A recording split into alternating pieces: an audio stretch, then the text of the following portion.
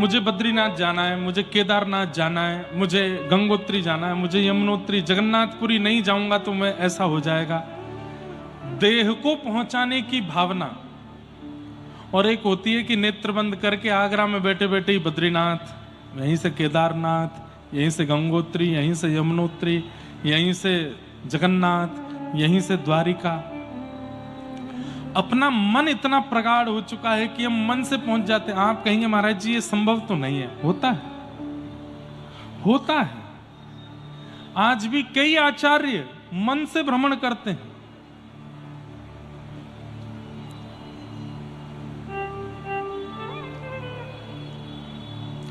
नाभाजी जिन्होंने भक्तमाल की रचना की, उनके गुरुदेव श्री अग्रदास जी महाराज, ध्यान से सुनना, अग्रदास जी ध्यानस्थ बैठे थे और श्री नाभाजी दूर खड़े होकर के अपने गुरुदेव को पंखा कर रहे थे। तो अग्रदास जी से एक व्यक्ति, एक बहुत बड़े सेठ ने दीक्षा ली थी।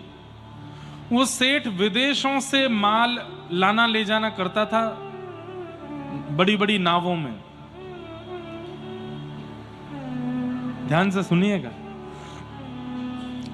तो श्री अग्रदास जी महाराज नेत्र बंद करके राघव जी और सिया जी का स्मरण मन में कर रहे थे और नाभाजी बाहर खड़े होकर के पंखा कर रहे थे। अग्रदास जी का एक शिष्य वो विदेश से कहीं बहुत सारा सामान नाव में लेकर के भारत आ रहा था और उसकी नाव एक समुद्र के बवंडर में फंस गई। तो नाव के जो चालक थे उन्होंने कहा, भैया अब हमारा दोनों का अंतिम समय है, अब प्राण जाने वाले हैं, क्योंकि इस बवंडर से हम बच नहीं पाएंगे, हमारे प्राण निकल जाएंगे, नाव हमारी पलट जाएगी। अंत में जिसको भी घर परिवार, अपने इष्ट मित्र, जिसको भी याद करना हो याद कर लो। उस व्यक्ति के चित्त में अग्रदास जी का स्मरण आ गया, क्योंकि उसके गुरु जी थे। अग्रदास जी का स्मरण करें, मेरे गुरुदेव भगवान स्वामी श्री अग्रदास जी महाराज, मैं प्राण त्याग रहा हूं, आपके चरणों में प्रणाम करता हूं, क्या करूं मानाथ, मेरी नैया डूबने वाली है समुद्र में। तो जैसे ही वो पुकारने लगा, किलोमीटरों दूर समुद्र के अंदर बवंडर में फंसा हुआ, और अग्रदास जी कहां थे? जयपुर के पास रेवासा, वहां विराज रहे थे। नाभाजी पंखा कर रहे थे। तो श्री अग्रदास जी के भ्रकुटी ऐसे होने लगी और ध्यान में बैठे बैठे अग्रदास जी मन में विचार करने लगे, अरे ये कौन पुकार रहा है, मेरा कौन स्मरण कर रहा है। तो इतने में बाहर खड़े बैठे हुए पंखा जल रहे नाभाजी ने कहा कि गुरुदेव की माथा सुकुड़ क्यों रहा है। आपने तुरंत नेत्र बंद करके उनके भाव में प्रवेश किया। तो भाव में प्रवेश करके देखा कि कोई शिष्य दूर से पुकार रहा है। नाभाजी ने देखा कौन सा शिष्य पुकार रहा है, दौड़ करके उस शिष्य के पास गए तो देखा कि वो नाव में बवंडर में फंस रहा है। तो आप हाथ में पंखा लेकर के गुरुदेव को कर रहे थे, आपने जोर जोर से उस नाव की ओर करना प्रारंभ किया और उस शिष्य की नाव बवंडर से बच के बाहर आ गई। सोचिए, बड़ी विचित्र कथा है।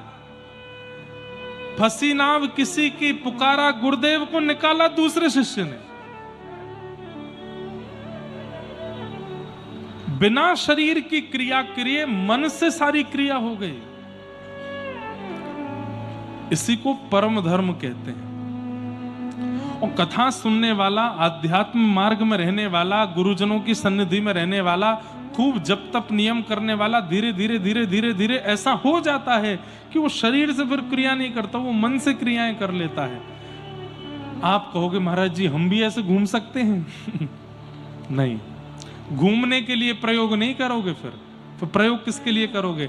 आगरा में बैठे बैठे आंख बंद करके और बता दोगे कि श्री राधा रमन जी ने आज कैसी पोशाक पहनी है। आज नीली पोशाक पहनी है, सिर पर टेढ़ी पाग पहनी है, पाग में सुंदर मोती लगे हैं, पैरों में सुंदर ऐसे घुंघरू पहने हैं, आहा ऐसे कटाक्ष नेत्र हैं, ऐसी मधुर मुस्कान है। कहां तक कहें ये भी बता दोगे। ठाकुर जी ने खसका इत्र लगाया है, बड़ी सुंदर सुगंधी आ रही है। मन से पहुंच जाओगे।